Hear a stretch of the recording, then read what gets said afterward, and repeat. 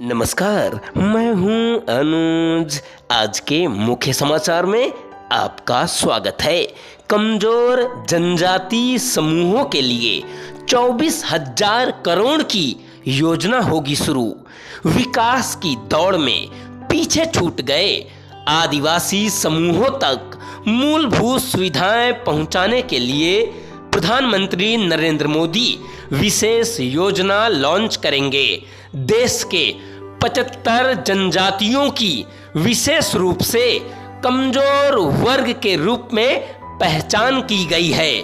18 लाख की आबादी वाली ये 75 जनजातियां 18 राज्यों के 220 जिलों में फैले 22,544 गांवों में रहती हैं।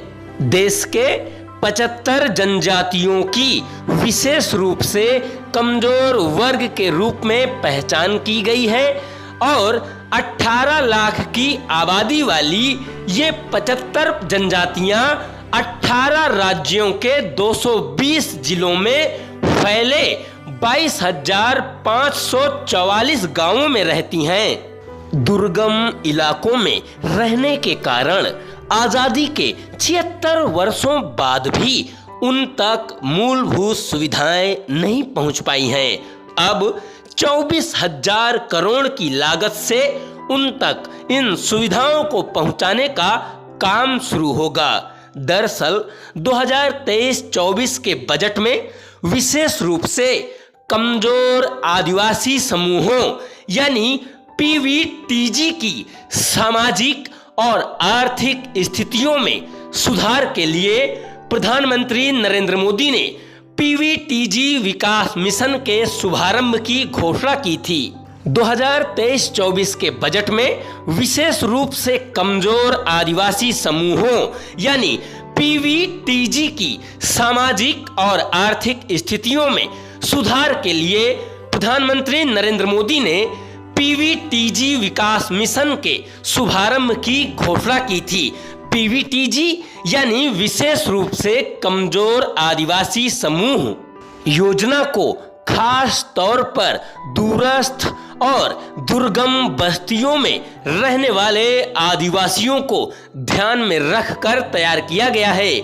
योजना के तहत पीवीटीजी यानी विशेष रूप से कमजोर आदिवासी समूह ऐसे परिवारों व बस्तियों को सड़क और दूरसंचार, बिजली, सुरक्षित आवास, स्वच्छ पेयजल, स्वच्छता, शिक्षा, स्वास्थ्य और पोषण तक बेहतर पहुंच सुनिश्चित की जाएगी। साथ ही स्थायी आजीविका के अवसरों जैसी बुनियादी सुविधाओं का विकास किया जाएगा। इसके तहत 9 मंत्रालयों की विभिन्न योजनाओं को पहुंचाने के लिए मिशन मोड पर काम किया जाएगा। दूर दराज की बस्तियों को कवर करने के लिए कुछ योजनाओं के मानदंड में ढील दी जाएगी।